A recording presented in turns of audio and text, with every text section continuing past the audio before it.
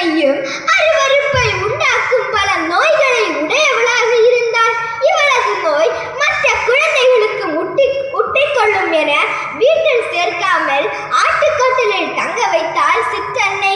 என்னை பின் செல்ல விரும்பும் எவரும் தன்னலம் துறந்து தம் சிலுவையை தூக்கி கொண்டு என்னை பின் செல்லட்டும் என்ற இறைவனின் வசனத்திற்கேற்ப தம் துயரத்தை பொருட்படுத்தாமல் பகல் முழுவதும் ஆடு மாடுகளை மேய்த்து கடினமாக உழைத்தார்.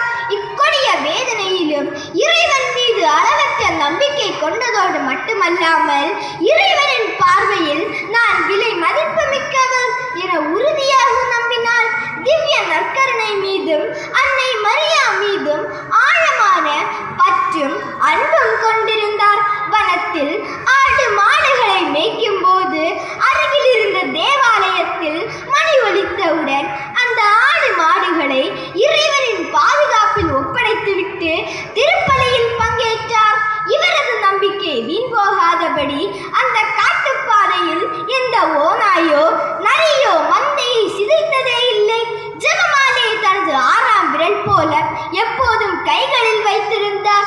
வெறும் ரொட்டி துண்டும் தண்ணீரும் அருந்தி வந்த ஜெர்மேன் தனக்கென கிடைத்த எளிய உணவையும் ஏழை எளியவருக்கு பகிர்ந்தளித்தார். துன்பங்களின் கோரவத்திலும் தாழ்ச்சி பொறுமை என்ற புண்ணியங்களால் தன்னை அலங்கரித்தாள். ஒப்புரவு அருள் சாதனத்தில் அடிக்கடி பங்கு கொண்டு கரையின்றி வாழ்ந்தார். ஆலயத்தில் மூவேளை வேண்டுதலுக்கு மணி ஒலித்தவுடன் முழந்தாள் இட்டபடி ஜெபித்தார். நீரோடைகளில் நடந்து செல்லும் போதும் அப்படியே செய்து வந்தார். இவரது பண்பால் கவரப்பட்ட பெற்றோரும் உற்றோரும் இவரிடம் அளவற்ற அன்பை பகிர்ந்து கொண்டனர்.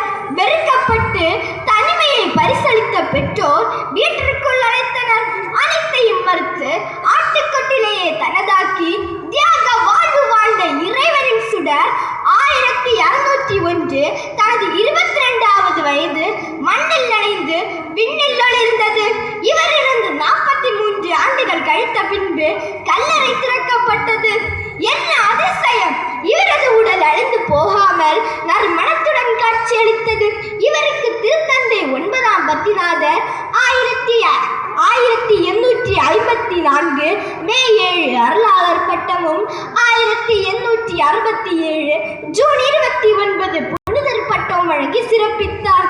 அழகில்லை என்று அனைவராலும் ஒடுக்கப்பட்ட வெண்மலர் அழகு உள்ளத்தில் இருக்கிறது, அது இறைவனில் மகிழ்கிறது என்று மெய்ப்பித்ததோடு மட்டுமல்லாமல் இன்று தாழ்வு மனம் கொண்டோரின் பாதுகாவலியாக திகழ்கிறாள்.